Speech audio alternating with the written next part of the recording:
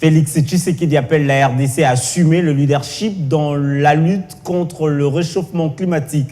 Dans son discours sur l'état de la nation, le chef de l'État a insisté sur les mesures alternatives pour permettre aux communautés locales de préserver les biodiversités. Message bien capté par l'Institut congolais pour la conservation de la nature, dont la mission est justement la préservation de biodiversité. Approché par votre rédaction, le directeur général de l'ICCN a martelé sur le rôle que doit jouer sa structure pour soutenir la vision du chef de l'État.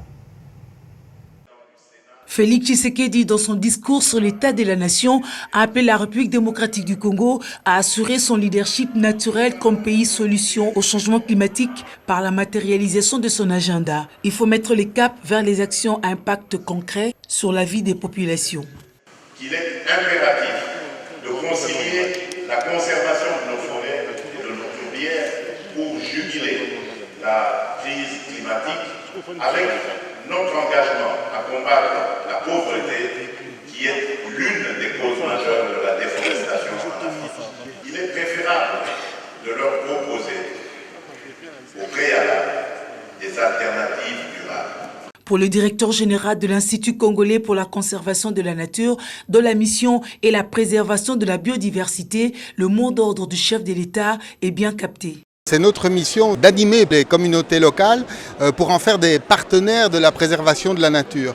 Et ça, concrètement, ça peut se faire à travers des programmes d'animation d'agroforesterie communautaire climatique durable. Ça peut se faire aussi en stimulant des projets de production et de distribution de l'énergie. Le chef de l'État l'a très bien dit dans son discours. Il a parlé du mix énergétique, c'est-à-dire cette combinaison entre l'énergie hydraulique, l'énergie solaire, la biomasse, la géothermie.